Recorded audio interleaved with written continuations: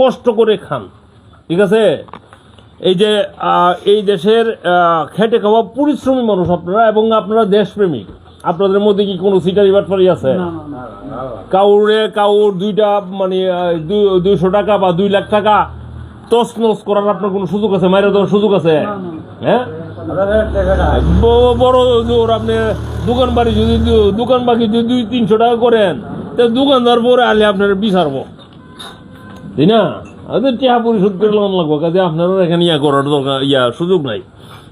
প্রিয় দর্শক, কথা বলছি আমি হাবিবুর রহমান, বাঙালির 21 মিডিয়ার পক্ষ থেকে। আমরা আছি ব্রাহ্মণবাড়িয়া নির্বাচনী এলাকা 2-এর পানেশ্বর ইউনিয়নভুক্ত সরাইল উপজেলাধীন পানেশ্বর ইউনিয়নভুক্ত একটি গুরুত্বপূর্ণ স্থান, সেটা হলো সীতাহরণ বাজার। এটা একটি পানেশ্বর ইউনিয়নের 9 নম্বর ওয়ার্ড ভুক্ত একটি এলাকা। এখানে আমাদের সাথে রয়েছেন এখানকার বাসিন্দা, স্থানীয় বাসিন্দা যারা রয়েছেন, ওনারা খেটে খাওয়া পরিশ্রমী দেশপ্রেমিক মানুষ। আমরা ওনাদের সাথে পরিচয় হব, জানবো আমাদের যে 12 ফেব্রুয়ারিতে, আজ জানুয়ারির শেষ তারিখ, আজ 2026 সালের জানুয়ারির শেষ তারিখ, আগামী 12 ফেব্রুয়ারিতে অনুষ্ঠিত হবে আমাদের কাঙ্ক্ষিত জাতীয় এই যে নির্বাচন, এমপি ভোট এবং গণভোট। সেই সম্পর্কে আমাদের এই জনগণ কি ভাবছেন আমরা সেটা জানবো। প্রথম আমরা পরিচয় হব। জি, ভাইয়ের নামটা বলেন। আমার নাম মোহাম্মদ আলম। মোহাম্মদ আলম। জি, ভাইয়ের নামটা? মোহাম্মদ জাকির হোসেন। মোহাম্মদ জাকির হোসেন ভাই রয়েছেন আমাদের সাথে। মোহাম্মদ দুলাল মিয়া, ব্যবসায়ী। মোহাম্মদ দুলাল মিয়া, ব্যবসায়িক রয়েছেন আমাদের সাথে।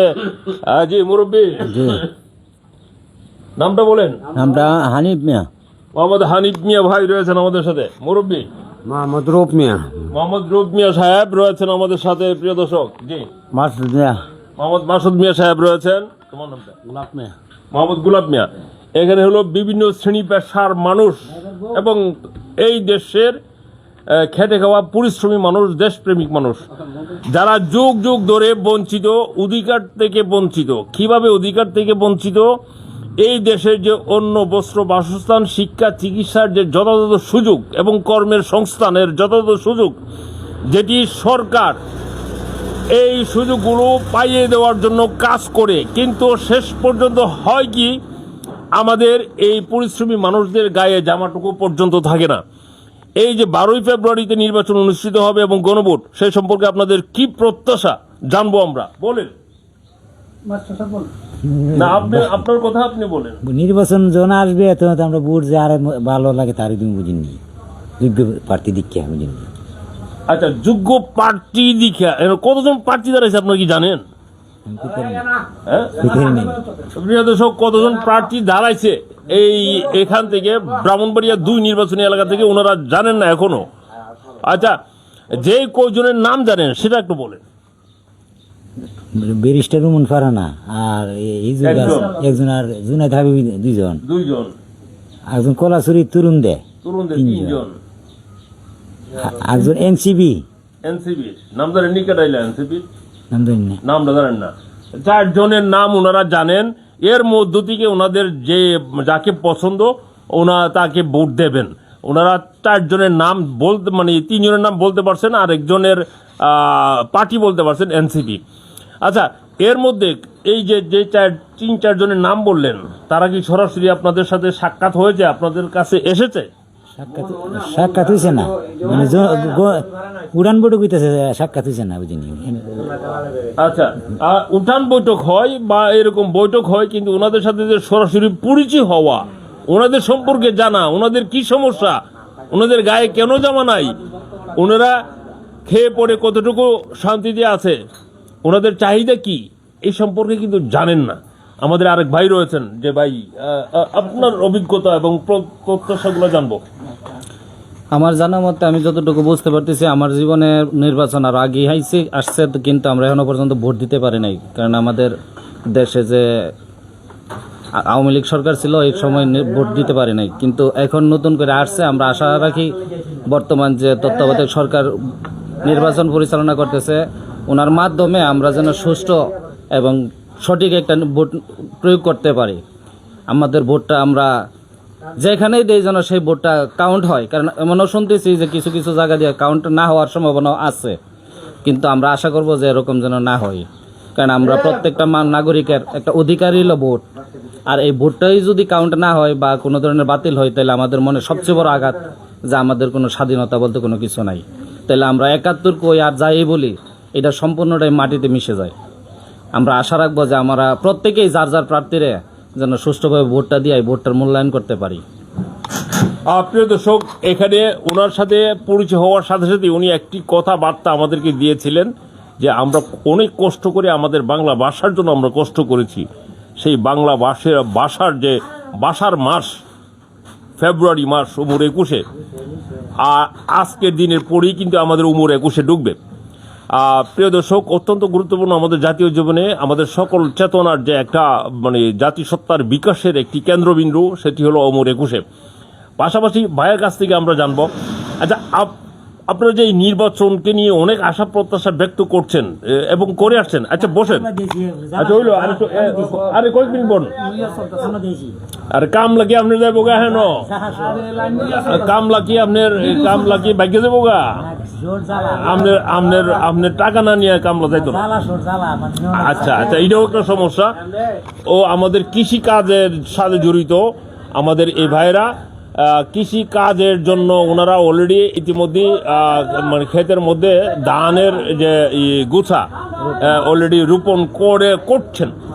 যেই জিনিসটি বলছিলাম প্রিয় দর্শক, সেটি হলো ওনারা অনেক আশা প্রত্যাশা নিয়ে ভোট আসলে ভোট দেয় এবং প্রত্যাশা করে যে একটা শান্তিপ্রিয় সংঘর্ষমুক্ত একটি নির্বাচন। এই নির্বাচনের এই যে শান্তিপূর্ণ নির্বাচন, এই নির্বাচনের পিছনে আপনাদের মূল লক্ষ্য থাকে কি? নির্বাচনের মাধ্যমে আপনারা আসলে কি অর্জন করতে চান, কি পেতে চান? নির্বাচনের মাধ্যমে আপনারা কি পেতে চান? আমরা নির্বাচনের মাধ্যমে আমরা আমাদের পছন্দের একজন প্রার্থীরে যেন আমাদের সমাজের উন্নয়নের জন্য সক্রিয়ভাবে ভূমিকা রাখবে এবং কাজ করবে, এরকম একজন প্রার্থী আমরা নির্বাচন করতে চাই। এটাই হলো আমাদের সবচেয়ে বড় প্রত্যাশা। যোগ্য দক্ষ একজন প্রার্থী ওনারা চান, ওনাদের প্রতিনিধি হিসেবে, যাদেরকে দিয়ে বিরাজমান সমস্যা আমাদের এই গ্রাম বাংলার জনপদ সহ এই অঞ্চলের যে বিভিন্ন সমস্যা রয়েছে, এর মধ্যে একটি হলো কমিউনিকেশন সেক্টর, যাতায়াত ব্যবস্থা, শিক্ষা এবং বেকার সমস্যার সমাধান, এই সমস্তগুলো করতে পারবেন, করার মতো যোগ্যতা রাখেন, এরকম একজন প্রার্থীকে ওনারা ভোট দিয়ে নির্বাচিত করতে চান বরাবরই। কিন্তু বিভিন্ন কারণে এটি অনেক সময় প্রয়োগ করার পরেও এই প্রাপ্তি কিন্তু ওনাদের অর্জন হয়নি। আমরা বলতে থাকবো এই বাস্তবতা সম্পর্কে। আমরা এই ভাইয়ের কাছ থেকে দুটি কথা জানবো, কি প্রত্যাশা আপনাদের? আসসালামু আলাইকুম। অধ্যক্ষ সম্মানিত সাংবাদিক ভাইরা আছেন, আমি আসলে রাজনীতিবিদ নই, আর রাজনীতি ব্যাপারে আমি কিছু বুঝিও না। তবে আমরা নিজ দলের পক্ষ থেকে একটা কথা বলতে চাই, আমরা লাডি বেন্দা অর্থ এগুলির আমরা শক্তি মনে করি না। শক্তি একমাত্র মনে করি এটা, যার শক্তি হইল জনতা, যার শক্তি হইল সততা। যে ব্যক্তির সততা আছে, হ্যাঁ, তার পক্ষে জনতা আছে। আমরা ইনশাল্লাহ সততার পক্ষে আছি, আর সততাকে নিয়ে আমরা লড়াই করব। আর একটা বিষয় হলো যে কিছুক্ষণ আগে আমার বলছে রুবিন ফারজানা সাহেব, উনি সাক্ষাৎ কর কিনা, উনি উঠান বোর্ডে বহুত জায়গা করছে, প্রতিটা গ্রামে গ্রামে করছে। আমরা আশাবাদী যে ইনশাল্লাহ ওরে আমরা নির্বাচনে জয়লাভ করার চেষ্টা করব। পাশাপাশি আরেকটা কথা বিষয় হলো যে ব্যক্তি সর্বদিকে ফরাট, আমরা গ্রামের ভাষায় বলে যে নাচতে না জানলে উঠান দেবে, উনি সব কিছু জানে। আমরা গ্রামের লোক, আমরা গ্রামে থাকি, আমরা চাই একটা লোক, সততা লোক, জানি ন্যায় কথা বলবে, সততার ভিত্তিতে থাকবে, তাকে ইনশাল্লাহ আমরা চাই। আমরা আশাবাদী, সকলের কাছে, আইনজীবীর কাছে আশাবাদী, যাতে সুষ্ঠু একটা নির্বাচন হয়, যাতে আমরা আম লোকে কোনো কষ্ট না পাই। এই কথাটা সামনে রেখে আমি আমার বক্তব্য শেষ করি। ধন্যবাদ। ভাইয়ের নামটা কি বলছিলেন? মোহাম্মদ দুলাল মিয়া ভাই সরাসরি এই যে হাঁস মার্কা প্রতীকের ব্যারিস্টার রুবিন ফারহানা যে রয়েছেন, ওনার পক্ষে সমর্থন দিচ্ছেন এবং ওনার কথা স্পষ্টভাবে সরাসরিভাবে ব্যক্ত করছেন। আমরা পাশাপাশি আমাদের মুরব্বী রয়েছেন এবং খেটে খাওয়া আমাদের পরিশ্রমী ভাইয়েরা রয়েছেন। আমরা ওনাদের কাছ থেকেও এই কাঙ্ক্ষিত নির্বাচন যেটি, একটু এদিকে চাপেন, কাঙ্ক্ষিত, বসেন এখানে বসেন। আচ্ছা, আপনি জ্বালা লাগায়েন। এই যে এই দুপুরে কি আমাদেরকে খাওয়াবেন নি? আচ্ছা আচ্ছা আচ্ছা, আমাদের সাথে মুরব্বী রয়েছেন, মুরব্বীর পরিচয়টা আরেকটু জানবো আমরা।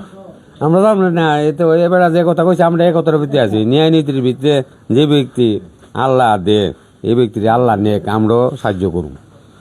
আচ্ছা, এই পর্যন্ত আপনারা তো অনেকগুলো নির্বাচনে ভোট দিয়ে আসছেন, আসছি ভোট দেওয়ার পিছনে আপনাদের যে প্রত্যাশাটা ছিল, আমরা জনগণের মন মানসিকতা, আপনাদের অনেকের সাথে আমরা যোগাযোগ করে যে জিনিসটা পেয়েছি, আপনারা চাচ্ছেন যে নিরাপত্তা এবং নিরাপত্তা, সম্মান এবং অর্থনৈতিক অবস্থার উন্নয়ন, এটা আপনারা চাচ্ছেন, এবং সমাজে ন্যায় নীতি প্রতিষ্ঠা হোক, ন্যায় বিচার প্রতিষ্ঠা হোক, ইনসাফ প্রতিষ্ঠা হোক, এটা কিন্তু আপনারা চেয়ে আসছেন। হ্যাঁ, এখন এইটা করতে গিয়ে কিন্তু আপনারা বারবারই আশাহত হয়েছেন, এটা কিন্তু আপনারা পান নাই।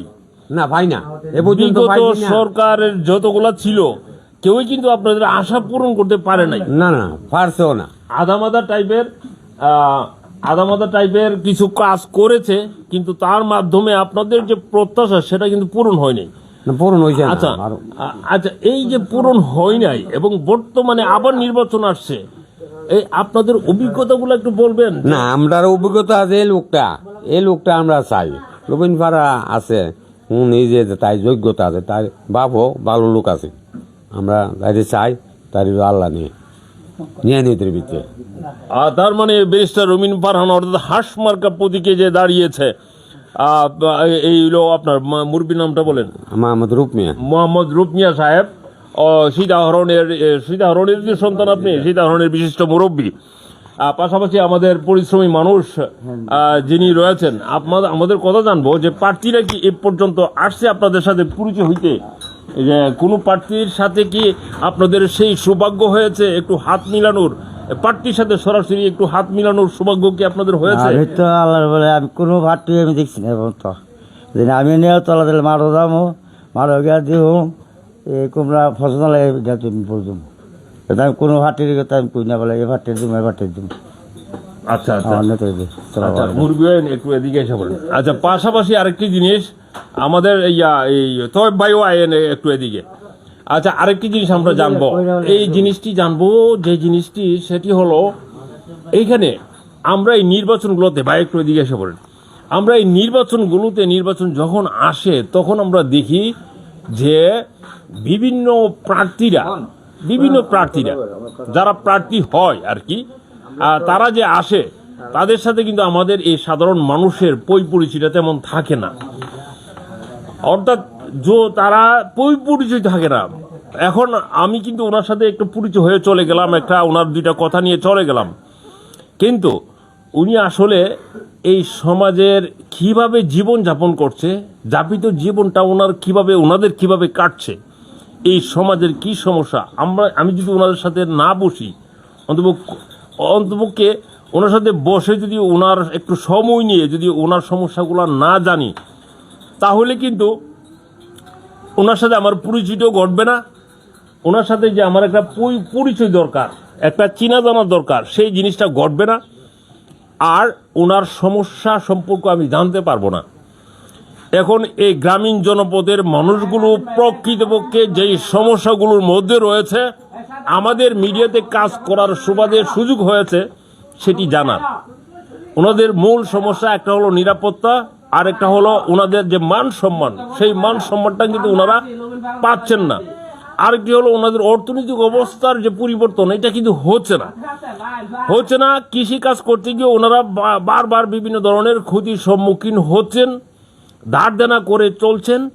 পাশাপাশি ওনাদের যে ছেলে সন্তান রয়েছে, ওনাদের যে সন্তানরা রয়েছে, ওনারা কিন্তু কর্মের সংস্থান পাচ্ছেন না, যার কারণে এই মূল সমস্যাটা থেকে যাচ্ছে। এই সমস্যাটা যদি সমাধানের সঠিক একটা পন্থা বাইর করতে গেলে আমাদের আইনি কাঠামোর সংস্কার করতে হবে। কিভাবে আমরা এই গ্রামীণ অবকাঠামোর উন্নয়ন, কর্মসংস্থান, নিরাপত্তা এবং অর্থনৈতিক অবস্থার উন্নয়ন করতে পারি। এখন আমাদের এমপি সাহেবেরা যারা দাঁড়ান, তারা কিন্তু দেখা যায় যে যখন নির্বাচন আসে তখন ওনারা আসেন, ওনাদের সাথে যে আমি বারবার কিন্তু ওনাদের সাথে বিভিন্ন জায়গায় বলি যে আপনাদের সাথে কি ওনাদের পরিচয় হয়েছে, আলাপ হয়েছে, আপনাদের সমস্যাগুলোর কথা কি ওনারা জানতে পেরেছেন বা জানাতে পেরেছেন? এই ক্ষেত্রে কিন্তু ফলাফলটা আমরা জিরো পাচ্ছি। কারণ আমাদের এই প্রান্তিক পর্যায়ের যে জনগণ, ওনাদের উন্নয়ন হলে পরে সংখ্যাগরিষ্ঠ মানুষ বসবাস করে আমাদের গ্রামীণ জনপদে, ওনাদের উন্নয়ন হলে পরে এই দেশটার উন্নয়ন হবে। গুটি কয়েক বা কয়েক লক্ষ মানুষ যদি এখানে সুবিধাভোগী হয় আর দেশের 18 কোটি মানুষ যদি সুবিধা বঞ্চিত থাকে, তাহলে এই সরকার সঠিকভাবে ফাংশন করবে না, করার সুযোগ নাই। তখনই একটা লুটপাটের অবস্থাটা থাকে। সার্বিক এই প্রেক্ষাপটে আমার এই ভাইয়ের কাছ থেকে দুটি কথা জানবো, কেন এই অবস্থাটা? আমাদের এই জনপ্রতিনিধিদের সাথে আমাদের জনগণের সবসময় একটা যোগাযোগ সম্পর্ক থাকা দরকার। এটা কিন্তু হচ্ছে না। সামনে হবে বলে কি আপনারা প্রত্যাশা করেন? বিশেষ করে এখানে যে ঘটনা বললেন, এখানে সরাসরি একজন এমপি বলেন আর মন্ত্রী বলেন, দেশের 2 কোটি বা 2.5 কোটি মানুষের সাথে সরাসরি যোগসূত্র করা সম্ভব না।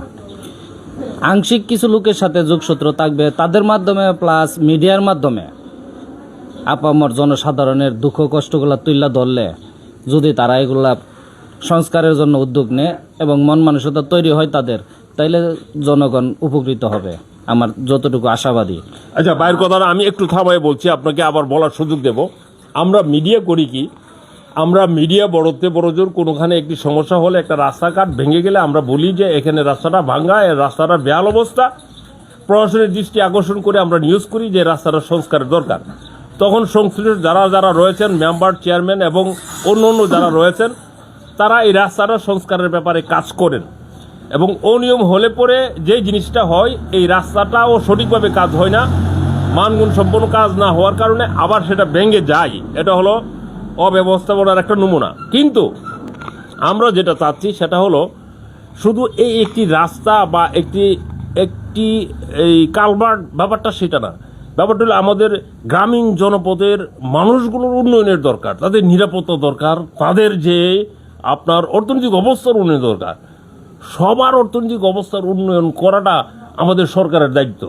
যেমন আমাদের মৌলিক অধিকার, অন্ন, বস্ত্র, বাসস্থান, শিক্ষা, চিকিৎসা, এইগুলো। যেমন আমাদের এখানে জনসংখ্যা বাড়ছে, কিন্তু সেই অনুসারে শিক্ষা প্রতিষ্ঠান সংখ্যা বাড়ছে না, এবং শিক্ষা ক্ষেত্রে যা পড়ানো হচ্ছে সেগুলো কিন্তু এই বিষয় উপযোগী না। আরও কিছু বিষয় রয়েছে। এই ক্ষেত্রে কি আপনারা মনে করেন না যে জনপ্রতিনিধিদের দায়িত্ব রয়েছে? কারণ এই সমস্যাগুলো সমাধান করতে হলে আপনার আইনি কাঠামো সংশোধন করতে হবে। আইনি কাঠামো সংশোধন করার একটা রাস্তা রয়েছে, সেটা হলো এমপি যারা জাতীয় সংসদে যাবে, আইন প্রণেতা তারা আইনি কাঠামো প্রণয়ন করে তারপরে এই কাজগুলো করতে পারবে। এরকম প্রতিনিধি কি আপনারা প্রত্যাশা করছেন না, বা আছে বলে কি আপনারা মনে করেন না, বা রাখবে, আপনাদের লাগবে বলে কি মনে করছেন না? বিষয়টা হইলো, আপনারা আমি ছোট্ট একটা উদাহরণ দিতে আর একটু সহজ হবে। যেমন গত পিরিয়ডে যারা সংসদ পরিচালনা করছে, তাদের মধ্যে শুনছি যে একটা বালিশের দাম 1 কোটি টাকা। এই যে বালিশটা 1 কোটি টাকা দিয়ে বানাইছে, একটা বালিশ 150 টাকা 300 টাকা দিলে বালিশ বানানো যায়, এই বালিশটার দাম নিচ্ছে 1 কোটি টাকা। এটা সরকার, কন্ট্রাক্টর, ঠিকাদার যারা আছে, এখানে আইনি সংস্কার সবার মধ্যে যোগসূত্র ছিল। এখন আমি সম্পূর্ণটা জানি না এই বিষয়টা, কিন্তু গত কিছুদিন আগে এক লোকের লোক আলাপ করার পরে উনি বলতেছে যে আমরা ঠিকাদাররা যারা আছি, কাজটা করতে আসলে গ্রামের একজন সর্দারও বলে সাদাসা, তাহলে আমি আপনার গ্রামে এসে কিভাবে কাজটা করব? আমি যদি একটা বিল্ডিং করি, এই বিল্ডিংটা 100 বছরের গ্যারান্টি হয়, কিন্তু একটা সরকারি প্রাইমারি স্কুল 10 বছরের বেশি টিকে না, অথচ এটার মধ্যে অনুদান আসছে কত, 1.25 কোটি, 1.5 কোটি টাকা। আর আমার বিল্ডিংয়ে সর্বমোট খরচ হয়েছে মাত্র 50 লক্ষ টাকা। 50 লক্ষ টাকার বিল্ডিংটা 100 বছরের গ্যারান্টি, আর 1.5 কোটি টাকার বিল্ডিংটা সর্বমোট 10 বছরের গ্যারান্টি হয় না। এই যে বিষয়টা, সরকার শুধু সরকার পরিচালনা করতেছে, এই কথাটার মধ্যে সীমাবদ্ধ হইলে দেশ চলবে না। দেশ চলবো, আবার উন্নয়ন হইতো না।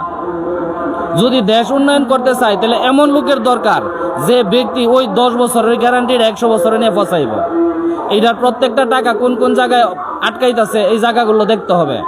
যে সংসদ থেকে বাজেটটা পাস হয়েছে 1 কোটি টাকা, 1.5 কোটি টাকা, এই টাকাটা পথের মধ্যে কেন ভাঙতেছে? এটা তো আমি সরাসরি স্কুল নির্মাণের জন্য তৈরি করছি। এই টাকাটা পথে কোনো জায়গায় খরচ হইতো না, সরাসরি স্কুলের মধ্যে লাগবে। তাহলে আমি মনে করি যে এই দেশের টাকাটা জনগণের জন্য 100% কার্যকরী হবে। ধন্যবাদ। একটা ব্রিজ বানাইলে ব্রিজ 10 দিনের বেশি টিকে না, ভাঙ্গা ফইরা জায়গা। কেন ভাঙ্গা ফইরা জায়গা? এই জিনিসটা যদি তদারকি করা হয় তাহলে আমার দেশ উন্নত হইবে। যেটা আমার ভাই আমাদের এখানে ভাই যেটা বলছিলেন, এটা হলো আমাদের স্বচ্ছতা, জবাবদিহিতা এবং আমাদের এই যে বিভিন্ন ধরনের অব্যবস্থাপনার একটি চরম নমুনা। বালিশের দাম কোটি টাকা, লাখ টাকা হয়ে যায়, বা এরকমভাবে নিয়ে জনগণের অর্থ আত্মসাৎ করা হচ্ছে, লুটপাট করা হচ্ছে।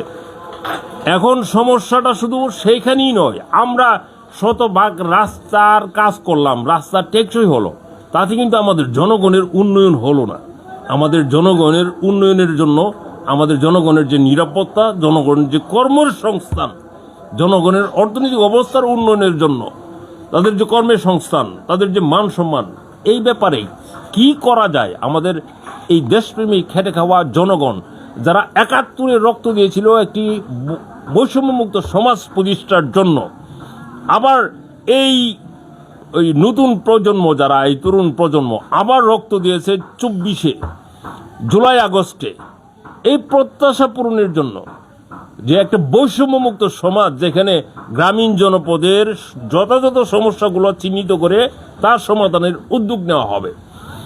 প্রিয় দর্শক, আপনারা বুঝতেই পারছেন এই যে গ্রামীণ জনপদের অবস্থাগুলো, আমাদের এই মুরব্বী সমাজ ওনারা যুগ যুগ ধরে কিন্তু অধিকার থেকে বঞ্চিত। ওনারা যে অধিকার নিয়ে যে এই দেশটা চেয়েছিলেন, এই দেশটা গড়ে উঠবে, সমৃদ্ধশালী হবে, তা না হয়ে কতিপয় লোক বড়লোক হয়ে যাচ্ছে, কোটিপতি হয়ে যাচ্ছে, শিল্পপতি হয়ে যাচ্ছে, হাজার হাজার কোটি টাকার মালিক হয়ে যাচ্ছে, আর দেশের সংখ্যাগরিষ্ঠ মানুষ যারা রয়েছেন ওনারা বঞ্চিত। বাংলাদেশের মানুষ তখন আমিও ভালো না, তখন আমি একজন খারাপ কইতাম না, আমি ভালো না, শুধু আমার জনগণ ভালো থাকতো, আমি ভালো থাকলাম। এটা একটা যে বাস্তবতার কথা বললেন, যে আমি ভালো নার কথাটা, এটাও বলি, এটা যুগ যুগ ধরে রাজনৈতিক বিভিন্ন ষড়যন্ত্রের মাধ্যমে ওনাদেরকে এই ভাবনাটা ওনাদের মধ্যে ঢুকিয়ে দেওয়া হয়েছে। এই ভাবনাটা ওনাদের মধ্যে ঢুকিয়ে দেওয়া হয়েছে, মানুষকে এইরকম একটি অবস্থায় নিয়ে যাওয়া হয়েছে যে মানুষের অবস্থার পরিবর্তন, মানুষের মধ্যে মানুষের যে বিভেদ লাগিয়ে দিয়ে, ভাইয়ে ভাইয়ে ঝগড়া লাগিয়ে দিয়ে, এই যে বাস্তব অবস্থার অভিব্যক্তিটা জানালেন যে আমরাই ভালো না। এই ভালো না করেছে কেটা? যারা আমাদের পিছনে আমাদেরকে নিয়ন্ত্রণ করে, উপরের মহল মানে বলে যে একটা কথা রয়েছে, এবং এর মধ্যে আমাদের রাজনীতি সরাসরিভাবে জড়িত। কাজে আমরা একটা স্বচ্ছ রাজনীতি চাই, যেই রাজনীতিটার মাধ্যমে ন্যায় ইনসাফ প্রতিষ্ঠা করা সম্ভব, এবং ন্যায় ইনসাফ প্রতিষ্ঠার পথে আমরা এগোতে পারলেই আমাদের প্রকৃত অবস্থার উন্নয়ন হবে, আমাদের এই জনগণের নিরাপত্তা এবং মূল্যায়ন নিশ্চিত হবে, এবং অর্থনৈতিক অবস্থার উন্নয়ন হবে। এরকম একটি বাংলাদেশের দিকেই আমরা যেতে চাই। প্রিয় দর্শক, সর্বশেষ নির্বাচনের পরিস্থিতি জানাচ্ছিলাম। ব্রাহ্মণবাড়িয়া 2 নির্বাচনী এলাকার পানিশ্বর ইউনিয়নভুক্ত, সরাইল উপজেলাধীন পানিশ্বর ইউনিয়নভুক্ত সীতাহরণ বাজার থেকে। থাকুন আমাদের পাশে আরও বিস্তারিত জানতে। ধন্যবাদ সবাইকে।